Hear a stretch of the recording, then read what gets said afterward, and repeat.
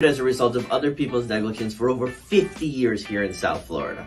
If you get injured as a result of somebody else's negligence, it can be a car accident, it can be a slip and fall, medical malpractice, negligent security. If somebody else's negligence caused an injury to either you or one of your loved ones, give us a call.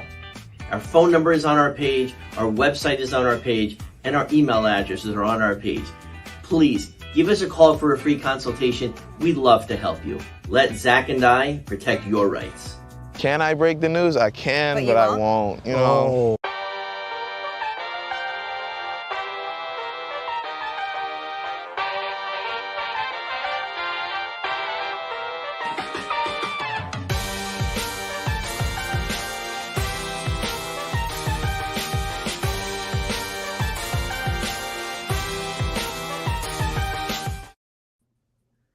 Hello and welcome to this edition of FOF Live presented by Burger and Hicks. As always, you can check out Burger and Hicks on their Instagram, TikTok, and we'll have their phone number and website down below. And let me introduce everyone to the panel here today to go over the series that's I believe Marlins fans have been waiting for a little bit to see this team, to see the Baltimore Orioles. You have myself, Daniel. We have Eli, Kevin. We have Nate, and then we have from Locked On Orioles, Connor Newcomb. Connor, it is great to have you on, and also, fun fact, former writer for Fish Stripes. Yeah, thank you guys for having me. I probably haven't thought about the Marlins as much as I will today since the Fish Stripe days of 2016 and 2017. There was a lot of Fernando Rodney content back there. There were some Tom Kohler write-ups. Can he figure it out? Things like that. Really throwing me back to those days of Marlins baseball. Yeah, one more chance for Justin Nicolino to finally break through. Yeah, true. And this is a perfect time to discuss this. And both teams, Baltimore and Miami, it seems like throughout the last couple months, and maybe if not the last year or so, these two teams have just really been ingrained to each other in terms of potential trade partners. I want to go ahead. The first topic to discuss really with these two teams is their ability to trade with each other. I want to hear from Connor, since he just put out a nice article in detailing trade targets, and one of them was a Marlins player. Connor, when you look at this Marlins team, who do you see fit the most with the Orioles? Because there's a lot of Tanner Scott, Jazz Chisholm, and that one player you did mention on your article. Yeah, it's funny that we've been talking for years about how the Marlins and the Orioles should be great trade partners because the Orioles had so many young bats. The Marlins had so many young arms. Each team needed the other thing, and it just kind of never happened. And now it's like they make a lot of sense, but not because of starting pitching, mostly because all of Miami's is on the injured list at the moment, but it's because of this bullpen. And the Marlins have built this very interesting bullpen where maybe altogether it's not, a top 5 bullpen in baseball, but it has some really, really intriguing parts who all could be dealt. You mentioned Tanner Scott. I mean, he's a former Oriole. We know he was traded from Baltimore to Miami. It would be quite funny to see him dealt back at this year's deadline, but I mean, Calvin Fauché is a guy that I am super in on. I mean, I made a list of 50 plus relievers that could be available at this year's deadline. The only guy with a better stuff plus on that list than Calvin Fauché is Mason Miller, which is kind of absurd to say, but that's somebody that the O's could be interested in. Declan Cronin is an interesting piece. I'm a big Andrew Nardi guy, so there are some pieces in Miami that maybe aren't being talked about like Tanner Scott is, because Scott's the closer, Scott's the rental, Scott's so likely to go that I would rather the Orioles kind of look elsewhere in that Miami bullpen. But I have a feeling that everybody in that O's front office is going to be watching this series even closer than they already would, and maybe taking a little bit more stock in the team that the Birds are playing against in these 3 games. And I'll let Nate go ahead, Eli. I can't emphasize enough how deep this bullpen is right now. All these guys are performing. There's 9 of them at the moment. They have a 4-man rotation. They basically have had a 3 or 4-man rotation for weeks now due to injuries, due to their reluctance to call up Max Meyer. Like, they're in a holding pattern. I think my theory is they're in a holding pattern until they work out a trade with 1 or 2 or 3 of these. They don't want to send anybody down, 1, because they're all performing, and 2, because I don't think they want to hurt their leverage in negotiations by, optioning a guy who actually might be able to contribute to contenders bullpen right now. It is we've been talking about it in our coverage for weeks, highlighting that this guy has a really long scoreless streak, and this guy, and this guy, and this guy. And I guess that's a good position to be in as a seller. Unfortunately, like, no individual reliever is going to bring back a haul outside of theoretically somebody like Mason Miller on the A's. It's just that they have so much volume of guys right now that are performing. So it's good that there are so many different possibilities that they could play around with, so many permutations of deals that could bring back something to help this farm system. Yeah, and one of them to highlight as well as AJ Puck. I mean, and they could probably talk about him a little more. He just wrote that article, but man, has Puck been dominant? I think he just gave up a hit the other day. It's like his third hit in the last 13 appearances, I want to say. He's been dominant, no other way to say it, and I believe he's another year of control after this. So Orioles would love him. I think the Orioles would really love any of these players who have multiple years of control, especially Fauché and Cronin, who aren't free agents until 2030. So, the big thing comes down to just how volatile these guys are. And the Marlins are in a position where they could honestly trade almost all of these guys and get a pretty decent return, in terms of just stocking up that farm system once again, because of just the control and where they are in the season, where a lot of these guys are performing. Even a JT Shagwal, who's coming into low leverage situations. I believe he got hit pretty hard the other day, but he's been pretty good. Bender has been quietly pretty good. And Nardi has been really good lately as well. So there's just not one bad reliever right now who you would say he's just not going to give you something in return. Even a Brosban could get you something back. Yeah, seriously. Yeah. I mean, everyone in the pen has been stepping up recently, even down to Chardonnay and Brazaban. I'll go a little bit in depth on Puck. He's under team control until 2026, I believe. And since he reverted back to his old slider grip that he used in college, I mean, he's been lights out since the middle of June. He hasn't given up an earned run. He's only given up 3 hits and I believe 12 appearances. I mean, he's been amazing. Crutcher caught up with him pregame before Sunday, and he said he's feeling as confident as ever, feels as good as he's been since being with the Marlins. So I believe he's right behind Bender. I'm not Bender, right behind Tanner Scott if you want to get a guy for the Marlins bullpen.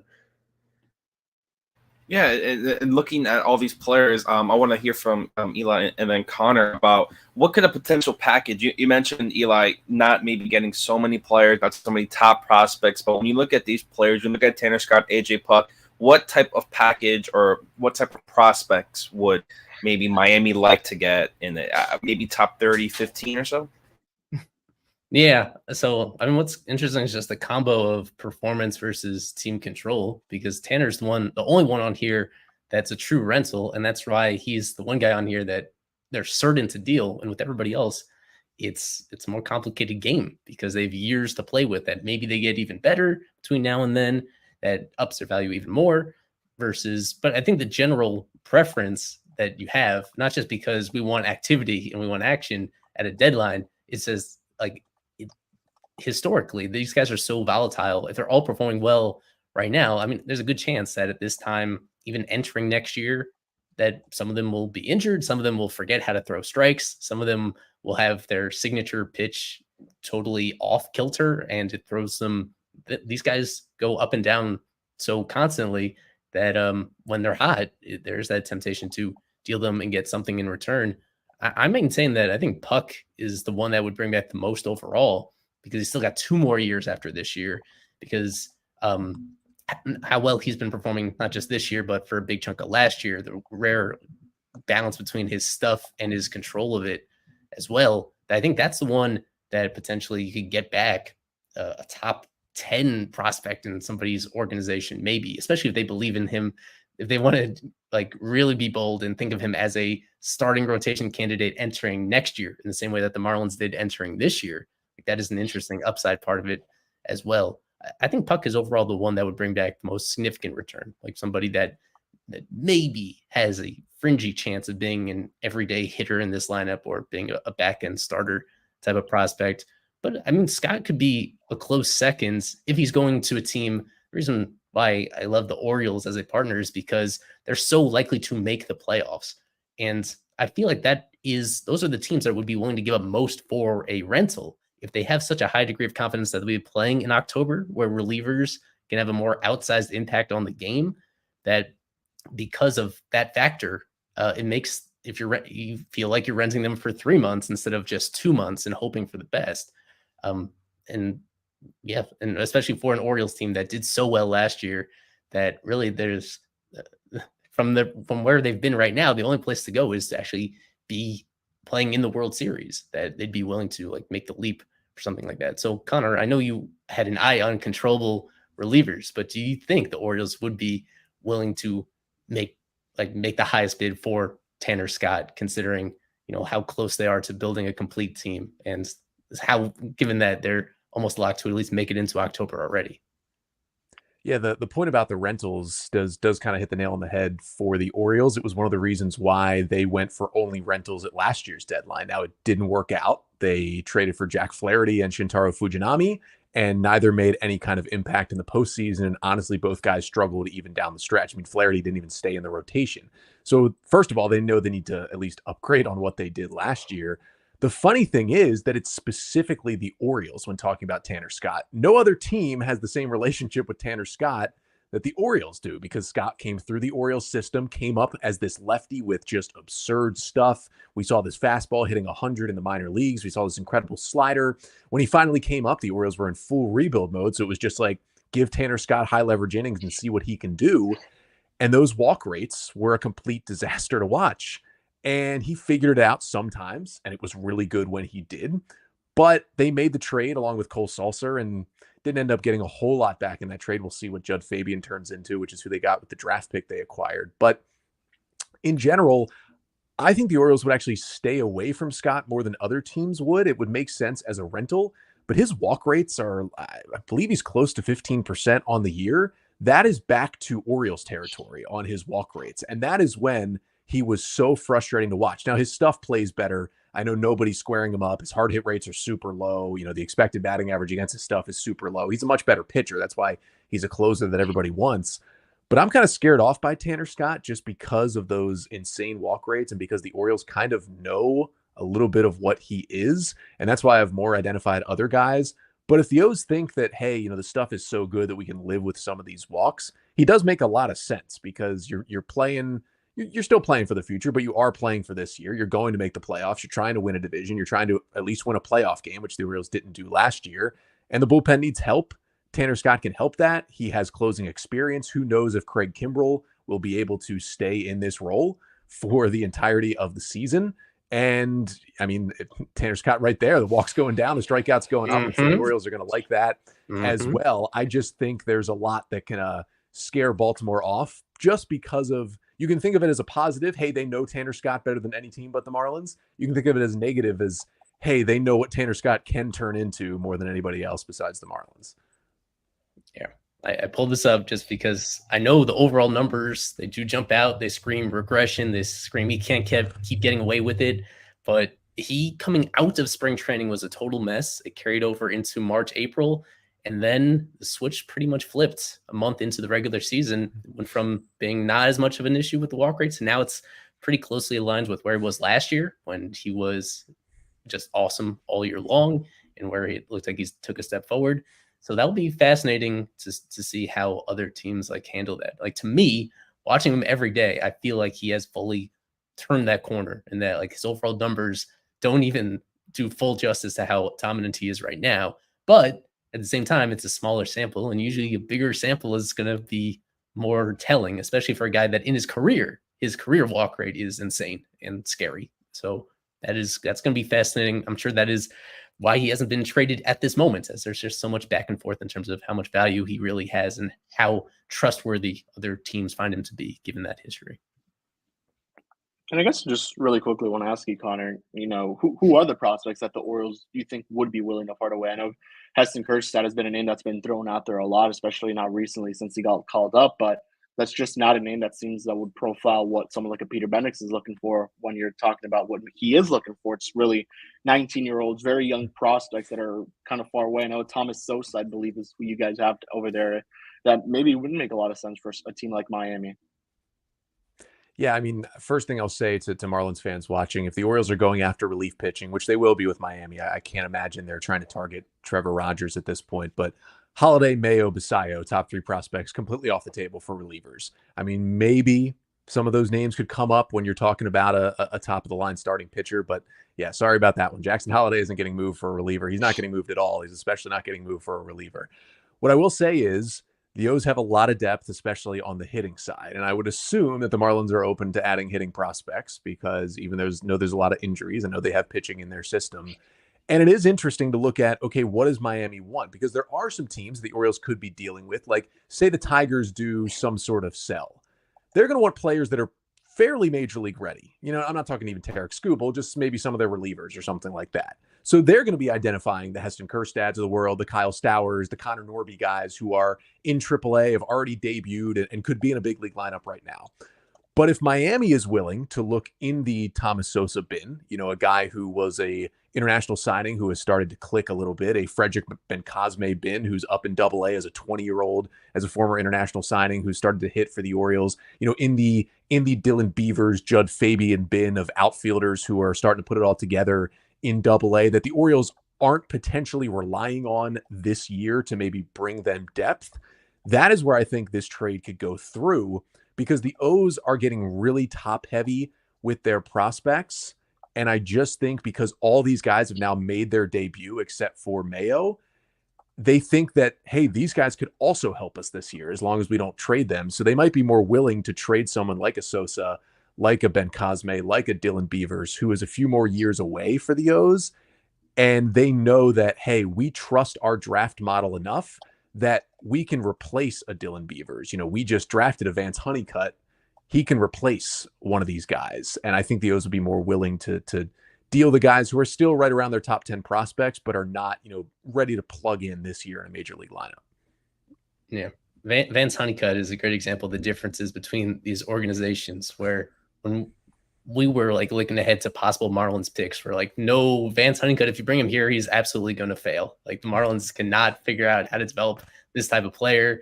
And it seems like a much better fit to go into an Orioles team that has developed so many different types of offensive prospects into the best version of themselves.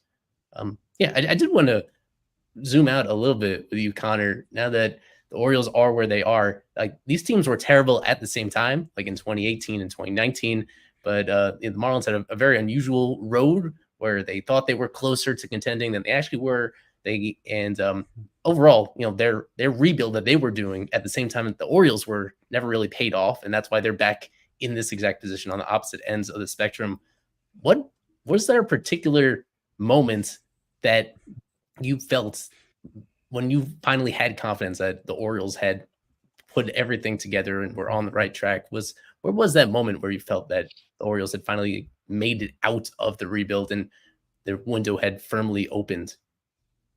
Yeah, I think the moment everyone points to is when Adley Rutschman debuted in May of 2022. He was the number 1 overall pick in 2019, the very first draft pick that Mike Elias made. It was the 1-1. It was the start of their rebuilding drafts. They could not miss on that pick. And when he came up, and he struggled a little bit early, but the team basically turned around. I mean, they were close to 10 games under 500 in mid-May when he came up, and they had a winning record, a well above 500 record for the rest of the year.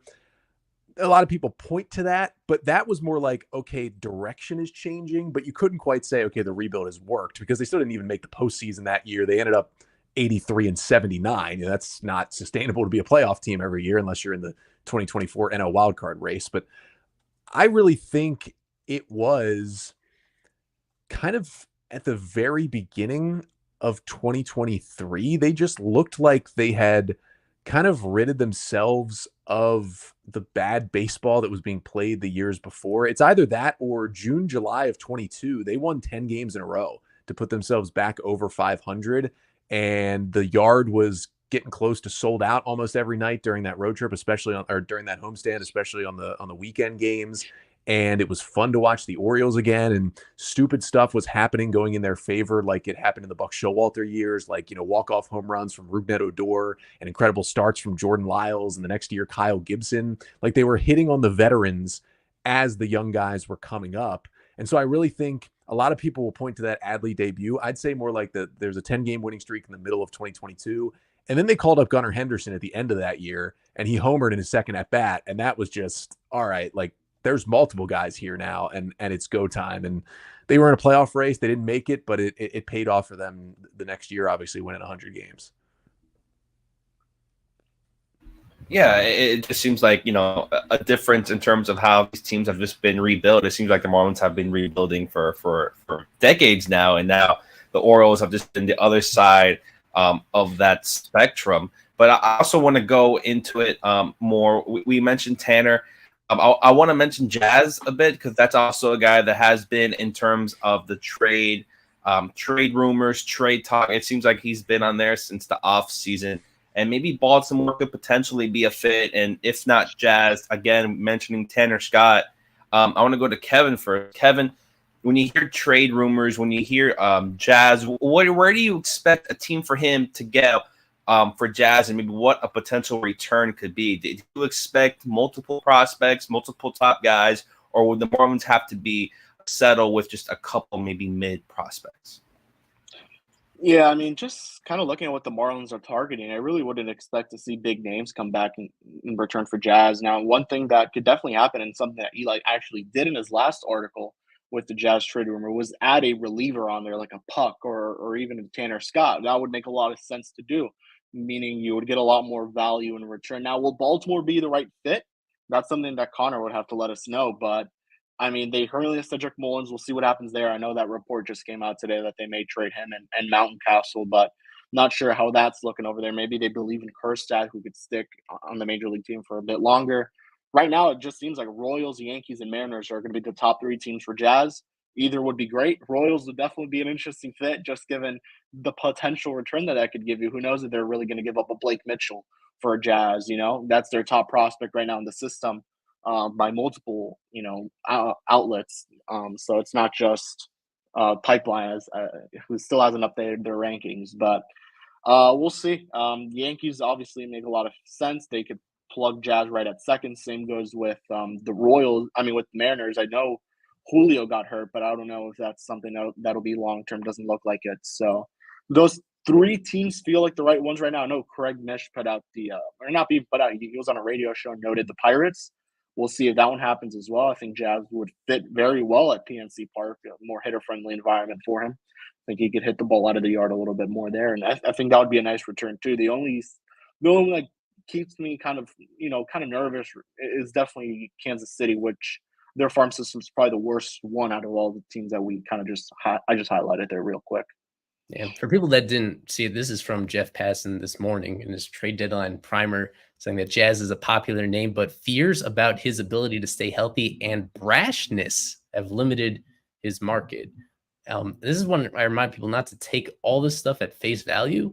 Like, I would not be surprised if some of that assessment is coming from teams that aren't great fits for Jazz, that probably are not going to be landing Jazz, and they kind of want to put things out there, negative vibes out there, so that when their team does not acquire him, that their fans are not too upset about missing out on him, because they're under this perception that Jazz is a bad guy or a selfish guy or whatever adjective you want to use that has a negative connotation, a selfish player, whatever that is, all the stuff that I don't think you can really say tangibly one way or another that it's true. Like, all this stuff is just, it's all very fluid, and it all just depends on people's subjectivity. But yeah, in my opinion, I think a lot of this stuff is just noise, and that ultimately he's still valued as a baseball player, but a complicated player to value, just because he's not playing like a star this year. He's playing like an average up the middle player, which has a lot of value when you're really young and when you've had shown higher upside in the past. At the same time, it's not something that forces you, it doesn't totally fix your farm system. It's not going to transform everything when he simply has this extended stretch of being healthy, but extended stretch of just being a mid offensive player, all things considered. So it is going to be a hectic last 7 days. You're muted.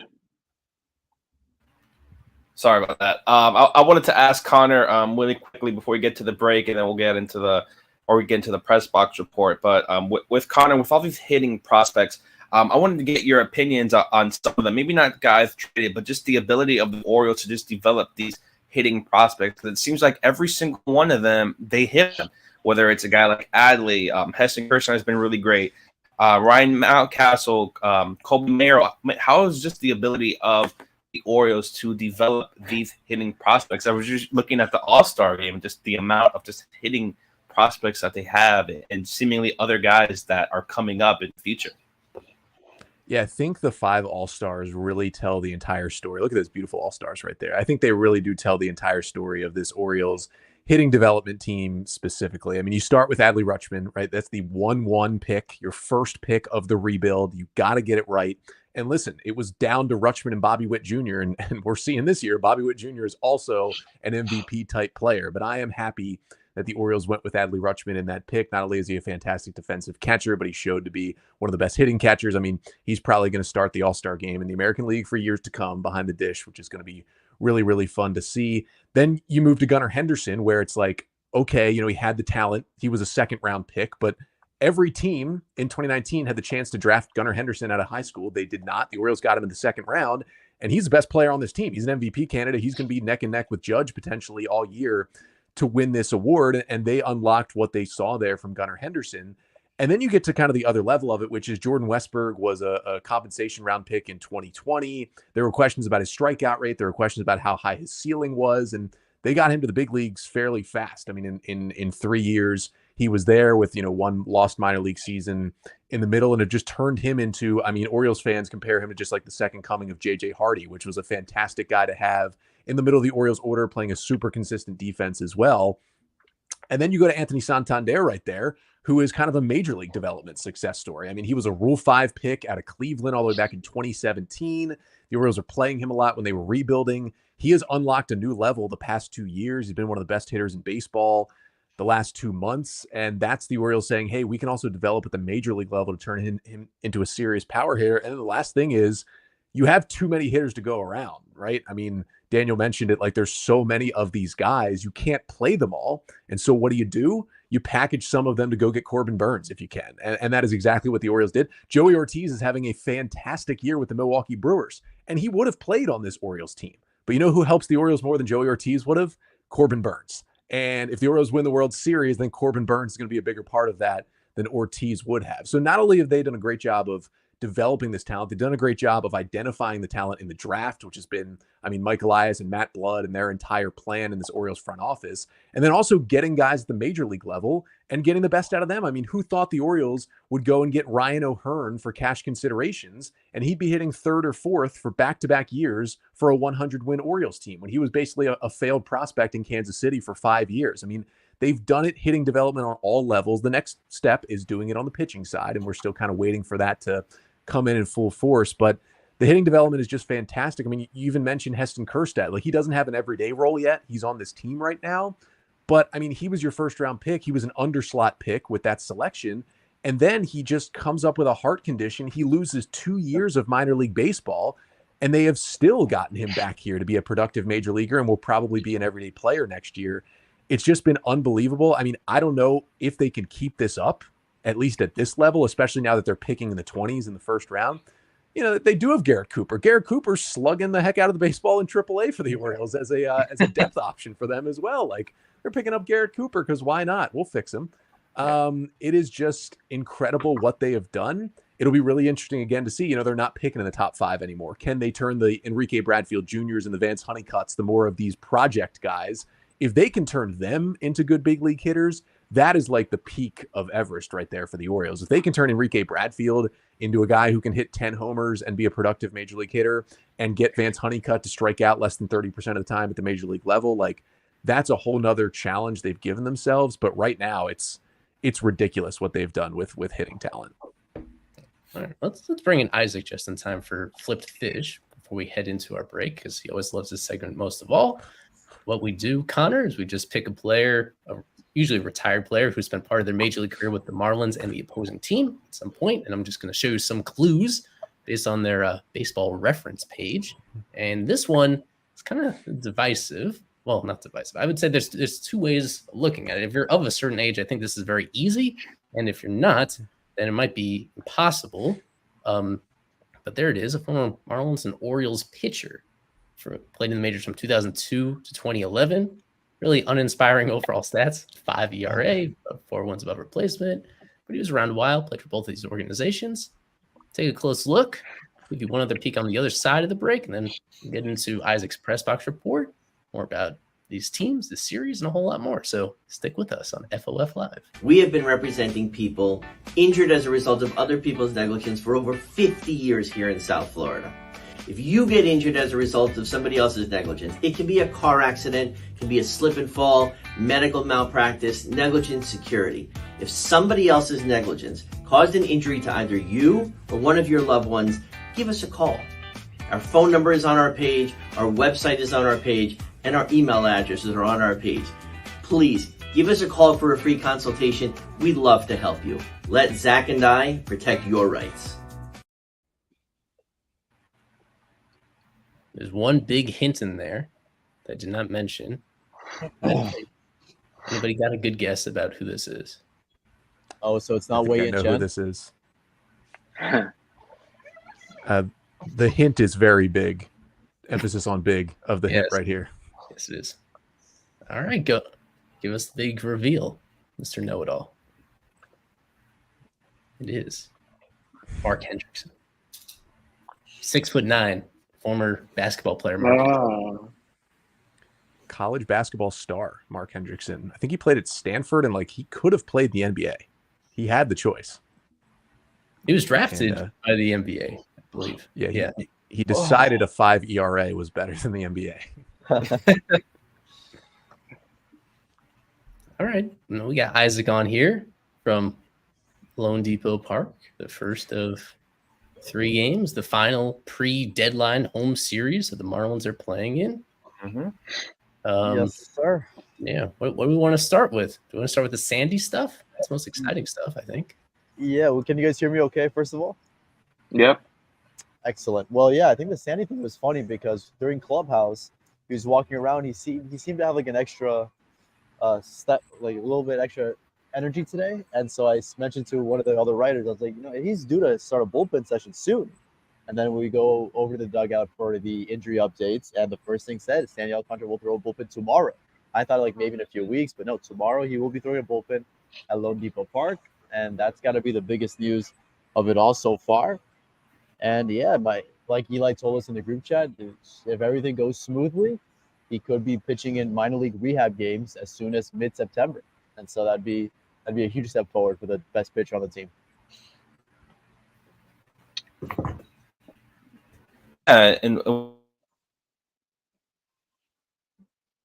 you cut off what? Try that again. I was muted. No, just everything there you mentioned with Sandy. What is your expectation with Sandy? Do you think he could potentially be in any regular season games come September, or this is a more maybe still going forward till 2025? No, I think that if Miami were anywhere near contention, then maybe they would do something about it. Maybe they'd try and expedite this a little bit, but there's absolutely no reason to. The Marlins are 30 games under 500 still. They're not going to risk it at all. I think there is some value in having him pitch minor league games before the end of the season. So that way, he goes into the offseason knowing that he's back and sort of as a normal pitcher rather than an IL guy. So I think that's the only value. Maybe there is some value in having him maybe throw an inning in a major league game. I don't know what they're going to do. I highly doubt they'll risk something like that. But there's an argument to be made that maybe it is worth it to have him throw in a big league ballpark in a big league setting before the end of the year. Anything interesting from Skip, aside from Sandy, obviously? No, it was a very quick pregame with Skip Schumacher. He touched on his ejection a little bit yesterday off the record. It was a very quiet ejection. He said he pretty much knew he was going to be ejected because he said, okay, I'm going to go up to you really calmly. And right away, Rob Drake was like, okay, you're out of here. But he touched on De La Cruz's sort of bad luck the past 2 weeks. Excuse me.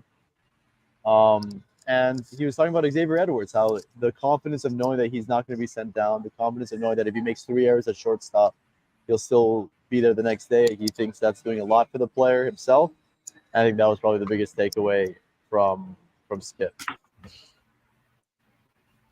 Yeah, I just wanted to make sure it didn't get overlooked on the injury report that both Braxton and Ryan Weathers, both of them throwing for the first time. Yes. For Weathers, it's been that little finger injury that for over a month and a half has slowed him down. And with Braxton, it's an elbow-related thingy. But that is good news. Even as starters, it's a long ramp up. But I would say that puts them both as options at the very end of August, more likely very start of September. So it's not going to be season-ending injuries for them. They just have to figure out how to patch together a rotation for another month and another like 5-6 weeks until then. And then this team is really going to make its run. Yeah, it was good to see that Ryan Weathers was finally throwing and playing catch, because that had been a long time coming. It's the first time in a while that he's throwing. Braxton, same thing. Luzardo's still not quite there yet. He's still building up. What do they call it? They called it forearm and shoulder strengthening. So maybe September for Luzardo. And there definitely is value in him pitching major league games in September before the offseason if Miami is still adamant about dangling him in trade talks. And then the other big one was sort of Josh Simpson through a 35-pitch bullpen today. And the next step would be a live BP session, which would be in a couple of days. And then from there, I think he goes down to Jupiter, or goes up to Jupiter, and begins a rehab assignment. And he's another, like you guys were talking about how deep this Marlins bullpen is, he'd be a nice little addition to it as well. Yeah, I guess the one other thing to note real quick with Max, what's the talk around there with him? Obviously, that he's now another year of control, 2029. He's slated to go on Thursday in AAA. Obviously, that spot's already going. I believe it's Roddery Munoz on Thursday. But what's the talk over there? What are you hearing around the ballpark? Honestly, I think if Kyle Tyler does anything except shove, Max Meyer would probably take his spot. I would presume.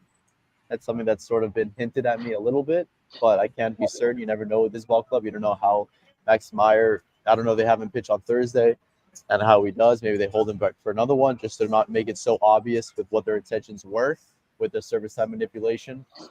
But from what I've sort of heard, I think it's in the next 7 days he'll be back up here. Yeah, I just want to give people a picture of this. You could count the SPs. 1, 2, 3, 4. They have 4 starters on the roster. And we talked about this before the show. I think I brought this up at the start of the show as well. I mean, they have 9 relievers, and they're all performing pretty well. And it's in an awkward spot where, at this stage, as Kevin glossed over it, Max Meyer officially, his free agency pushed back an additional year due to lack of service time. So let's get some confetti for that. Yay! Service time. So because of that, at this point, it's just about making sure it fits on the roster sensibly. And it seems at this point that the corresponding move isn't necessarily sending down the starter. It's about trading one or more of these relievers, and then it fits in nice and perfectly. So whether he pitches on Thursday in Jacksonville and then comes up after that, or whether they find a match over these next couple of days and he can come up this weekend against Milwaukee on Friday or Saturday when he'll be fully rested, it is almost imminent that he is going to return. So finally. They're going to need him. I sort of said, hey, why not just go get James Paxton and let him throw some innings for you guys? But I just don't see that happening, unfortunately. I think we're underestimating how many innings they're going to need. Unless they want to count on Sean Anderson and Belloso and pretty much the entire bullpen, it's going to get really ugly post-deadline, in my opinion, because you're not going to have Scott, you're not going to have Puck, you're not going to have Cronin, you're not going to have Poche. You'll probably have Nardi, but other than that, you're going to really need your pitchers to go deep. And you guys see the 4 SPs there. None of them go deep. So I do really think they're going to need some outside reinforcements. I don't know if they'll do it, but I really don't know what else they're going to do. Things are going to get very, very ugly in the second half of the season. And you talk about how the starters currently on the roster don't go deep. Sean Anderson and Belloso don't go very deep either. So and even the best one, really Max Meyer, he doesn't go deep either. So you really have no one that you can really count on to give you 6. No one. So it's going to be. Thankfully, they have some pretty good relievers that they'll just call up right away with Alvarado, Arias. Soriano could give you multiple innings. So, and Manuel Ramirez is somehow still here as well. So, I mean, they'll be fairly fine with the bullpen. It's definitely going to come down to innings, though. Yeah, it most certainly will. And let me think anything else. A lot of Baltimore fans obviously know when you're 60-39. I think that's the record. It makes the fans travel well. So a lot of orange in the first base side of the ballpark. a lot of fans behind home plate for batting practice, sort of blocked the way for the media to get to the first base dugout. So it should be a pretty decent atmosphere. Not a lot for the Marlins, unfortunately, but it looks like a Baltimore home game today. Former Talk to Marlins the two manager, former right? Marlins. So Birch Smith to Brandon Hyde to is Freddie Gonzalez still there? Yeah, right. Yeah. He's there. I would like to talk to Freddie. I have a photo of him and I back in 2009 or something. So maybe I'll try and do that post game if I can. But no, I did not speak with any Baltimore Orioles today. There is a lot going on the Marlins side. Birch Smith and his 3.9 ERA, baby. Yeah, Birch Smith. I did ask if they were going to do a tribute video for Birch, and they and the Marlins communication said, "I appreciate your feedback, Isaac, but no, there will be no video for Birch Smith." Monte gets one and he doesn't. Yeah. Disgrace. Yep, Birch Smith wasn't part of the worst traded franchise history. All right, that's going to do it for our press box report. You go ahead, follow Isaac on Twitter for all the updates, news, information from this Marlins game. Isaac, always a pleasure having you on the press box report. Likewise. Thanks for having me, guys. Our pleasure. The tribute video. Yeah, we need to make an unofficial list of the guys that do get tribute videos. Monte Harrison got his, right? I couldn't believe that. Yeah. I remember And Birch Smith was a more productive Marlin than Monte Harrison was, in my opinion. Anyone was a more productive Marlin than Monte Harrison. We'll never forget that sliding she had in Philadelphia. So let's go ahead and talk about this game. Let's look at the lineups for tonight's game. Miami Marlins going up against the Baltimore Orioles. It will be a very different in terms of maybe what you see here on the screen. Lots of red, lots of other side blue. Let's start with the Orioles. Let's start with the good. Let's talk about something we don't really see a lot of red.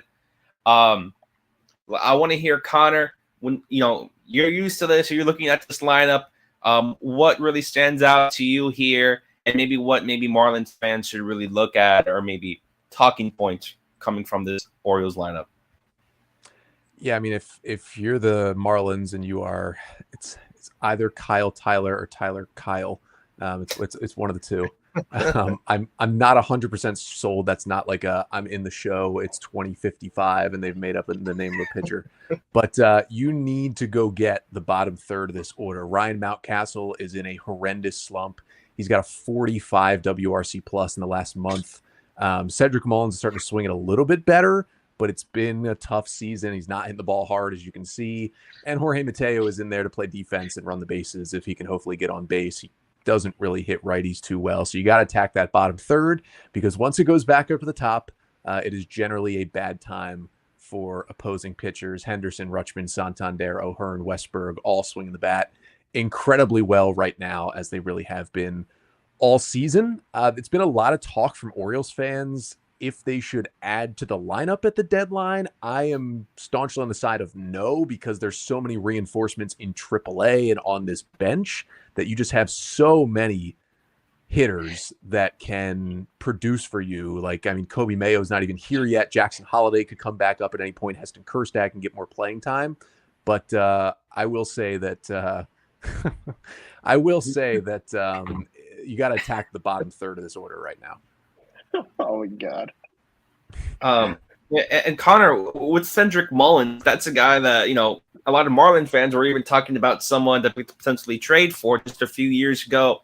I believe, all-star starter in the WBC, just one of those guys that it seems like was a superstar and someone you can count on every single day. But looking at his stats, looking at maybe how he's regressed this year, what is up with Cedric Mullins? And is this a guy the Orioles would want to trade and go past on, and maybe not in their future?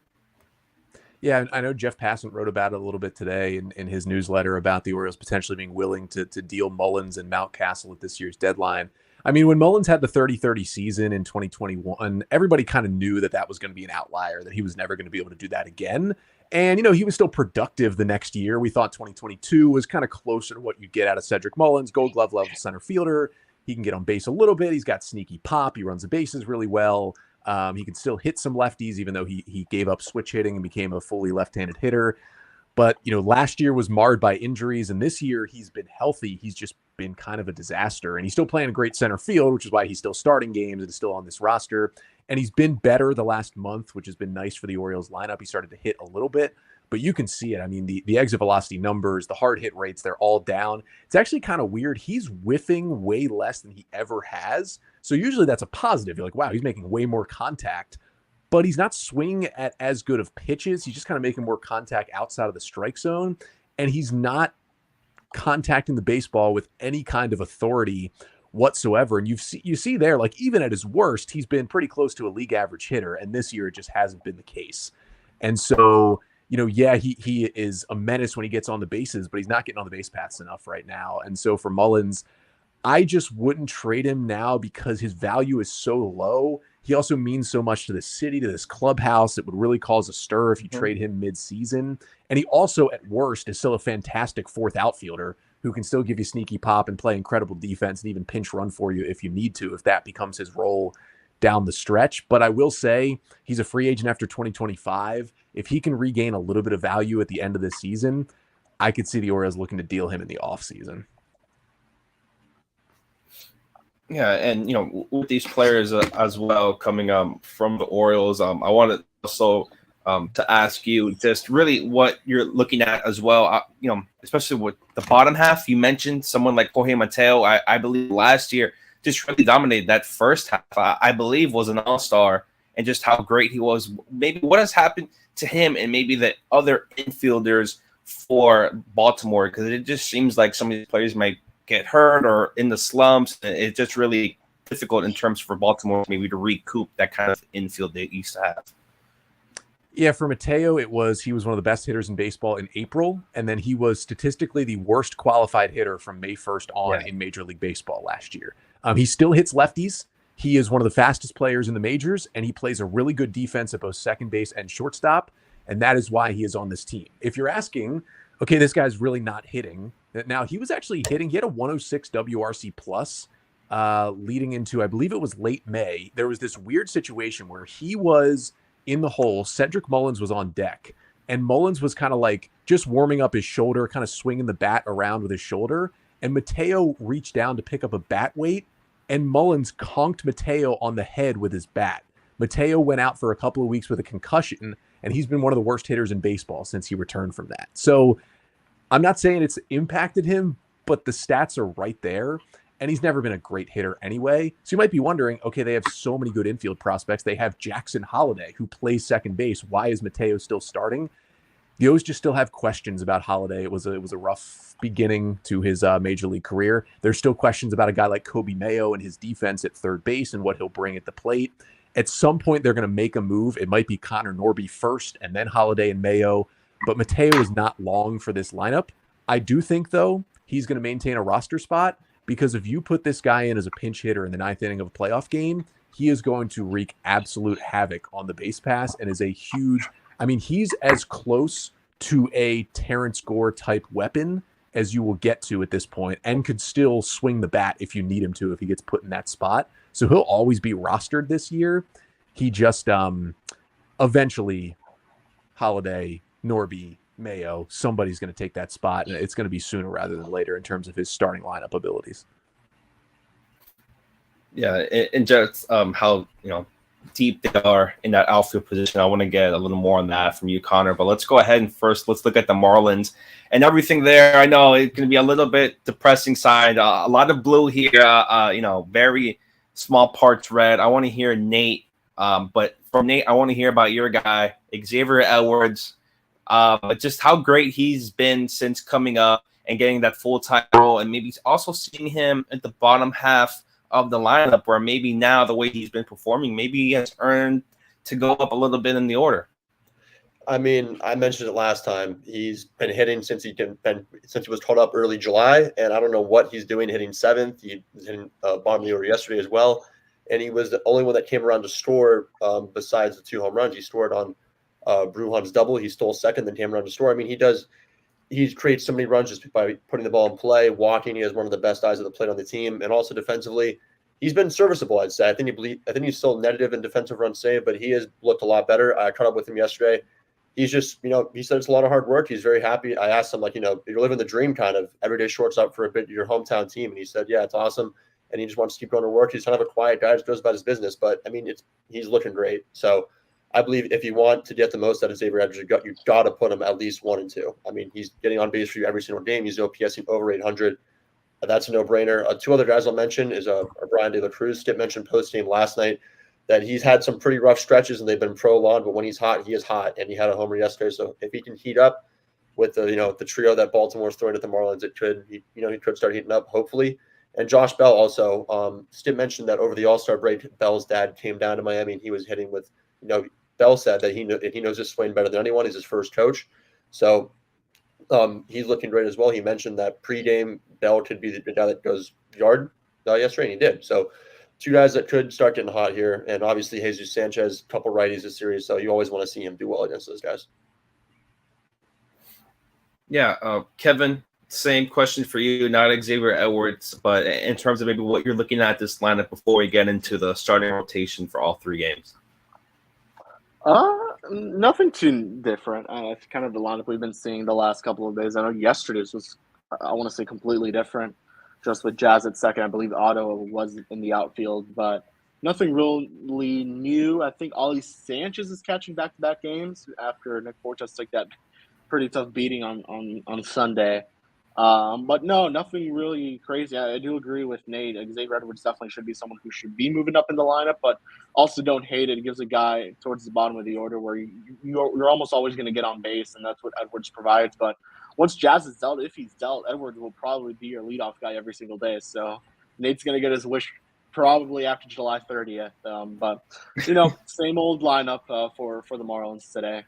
I would like to see more of Jazz at second, but we've only seen him, I believe, twice ever since Skip mentioned the move, and only 2 times it's been starting. One of them was during the game, that move.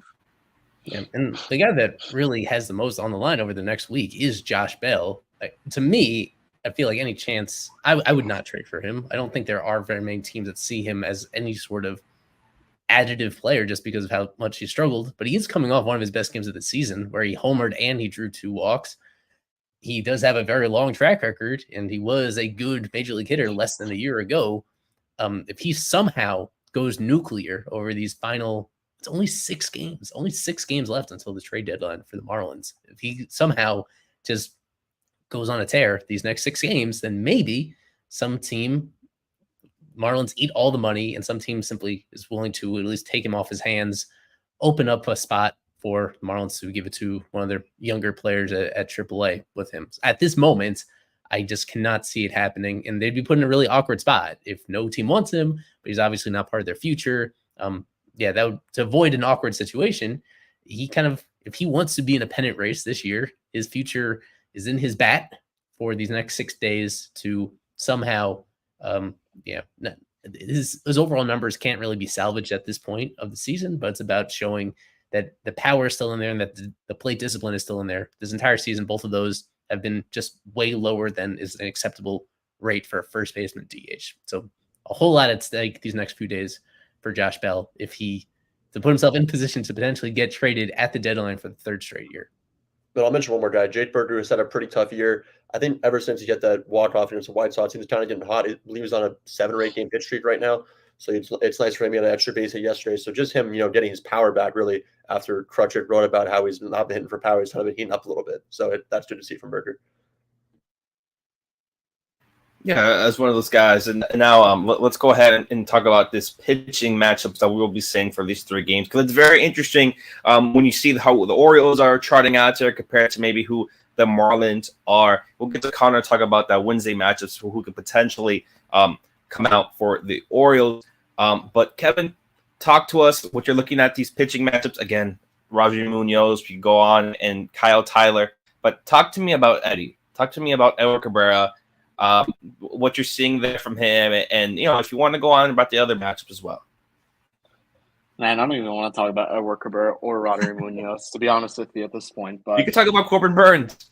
I'd rather talk about Corbin Burns throughout this whole show, but no, in all seriousness, Edward really struggled first time all season. He's walked 5, just didn't look like himself. He needs to start attacking the zone a lot more. At this point, it's just it kind of feels like it's a broken record, just asking Edward what's going on, what is it, what is this reason, because it kind of feels mental at this point why he isn't doing this stuff. Repeatability just isn't going well for him. And then Roderick Munoz, I believe it's now 3 straight starts, two starts, 1 appearance that he hasn't allowed a home run. He looked pretty good against the Mets the other night, so we'll see how it goes. And then obviously Corbin Burns is absolute stud. He is the all-star starter for the American League for a reason. He's one of the best pitchers in baseball. Marlins are going to have a very, very, very tough time against Corbin Burns on Thursday afternoon. Yeah. Connor, talk to us. First off, talk about, Albert Suarez, because that's a player I really haven't heard of throughout the entirety of the season, but just looking at some of his stats, looking at what he's been doing this season, just really has been, been great for the Orioles. You mentioned some of their pitching. Talk to us a little bit about Albert Suarez and maybe who Marlins fans could potentially see pitching for the Orioles on Wednesday. Yeah, Albert Suarez, one of the least talked about cool stories in Major League Baseball this year. He had not pitched in the big since 2017. He was kind of a swingman for the Giants for a couple years there. Went down to AAA, couldn't get back to the big leagues, went to Japan for a little bit. Actually, he is the brother of Robert Suarez, the closer for the San Diego Padres. The two of them went over to Japan together to try and kind of just like revamp their careers. Robert got a chance back in the bigs first, and it obviously worked out for him, got a big deal from the Padres. He's an all-star. Albert went to the KBO for a little bit as well, kind of dominated there, then was released last year because he had a bit of an injury. And if you know anything about the KBO, as soon as a foreign player gets any sort of injury, they just get released because there's only a certain amount of foreign guys that they can have over there. And so the Orioles signed him to a minor league deal last September and said, hey, just come in, work at our facility, and we'll see what you have. Well, they liked what they saw. They re-signed him to a minor league deal. He really, he pitched in like the Jackson Holiday national TV spring training debut this year, and all eyes were supposed to be on Holiday, and they were on Suarez because he went 9 up, 9 down against the Phillies' real lineup and struck out 7. And everyone was like, who is this guy? Doesn't make the opening day roster. O's get some pitching injuries. He joins the team, and whether he's been in the rotation or the bullpen, he's 35 years old, and he's been phenomenal. It's a mid to upper 90s fastball. He's got a good little cutter, a changeup, he'll throw to lefties, a big curveball. He throws a lot of strikes. He does not walk guys. And as you can see, he's got a sub-3 ERA. He has been the savior of an Orioles rotation that has lost Tyler Wells to Tommy John surgery, lost Kyle Bradish to Tommy John surgery, lost John Means to another Tommy John surgery. And Albert Suarez has basically, with glue and tape, has kept them together. And yeah, it's not like the prettiest savant page in the world, but he's got some stuff. They don't barrel him. He throws strikes. It's really, really fun to watch. I think Marlins fans will kind of learn who Albert Suarez is.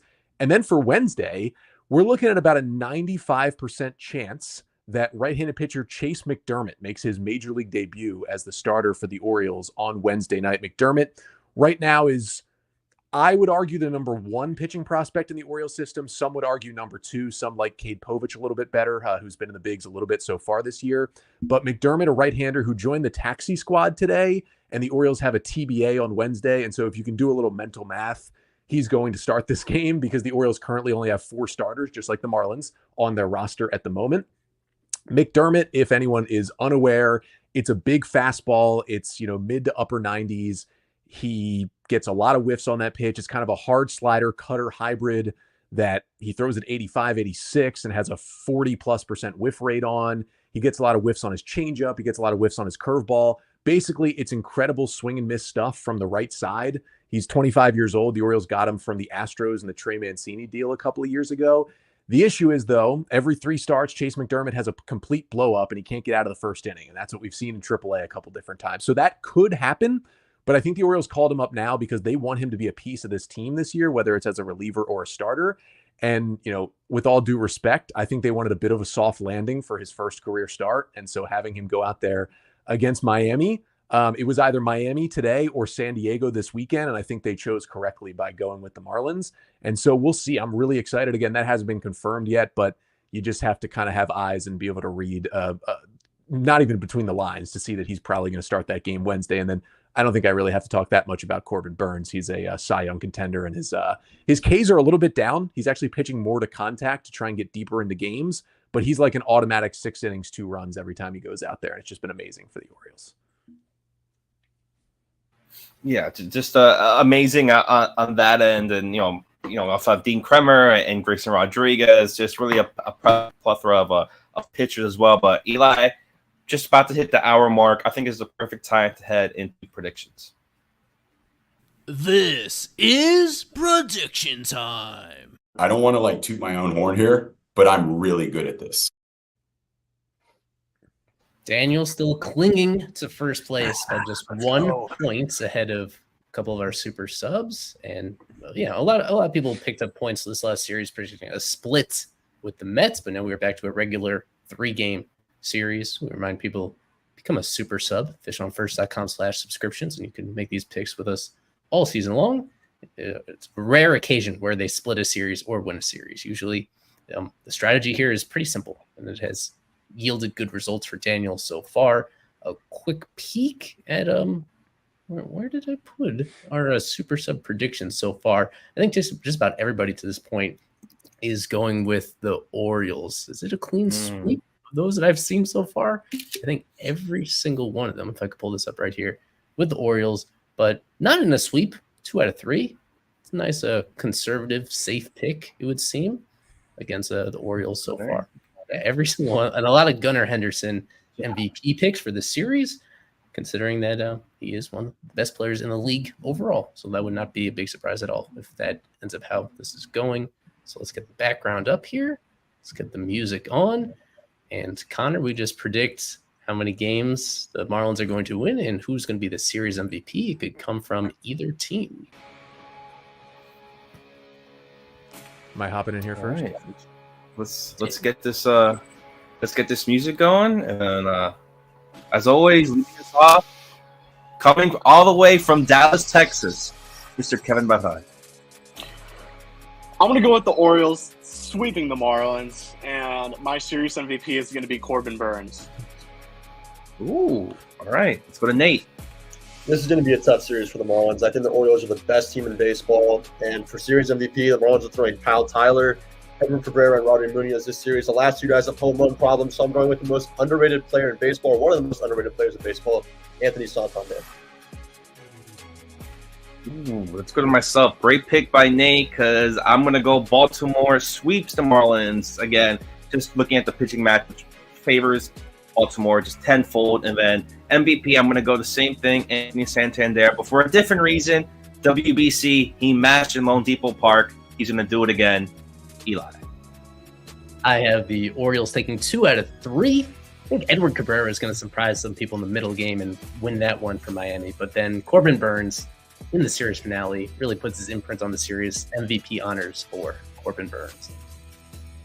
And now for Connor. And I will also take the Orioles 2 out of 3. Just a little bit of a concern for the major league debut for Chase McDermott. You never kind of know how that's going to go. So I think the O's could drop that middle game. But I think we are on Corbin Burns' complete game watch on Thursday. And I think that's why he is my series MVP. All right. That's a perfect pick. That was my other choice. But who knows what could happen? We could see a no-hitter. We could see a perfect game. It's always going to be difficult to see when you have the Marlins out there. But that's going to do it for us here on FOF Live, presented by Berger and Hicks. For myself, Daniel, Eli, Kevin, Nate, Isaac in the press box, Connor Newcomb from Locked On Orioles. As always, thank you. Go Fish. Can I mention one thing real quick? Oh, go ahead. Daniel's been doing a great job with the podcast, with the new draftees. Everyone go check that out. He's been like half the class by now. So everyone go check that out. YouTube, wherever your podcast. It's been great. So go check that out. Yeah, we got more coming. We have from Oklahoma talk about Michael Snyder. We have guys talking. We have Cam Klein. Whole bunch of today. Fenwick Tremble, best name, 80 grade name in the draft. We had 2 people come on, 2 separate podcasts, 20 minutes. We have more coming on later this week. Stay tuned, Nate. I appreciate that. And always go Fish.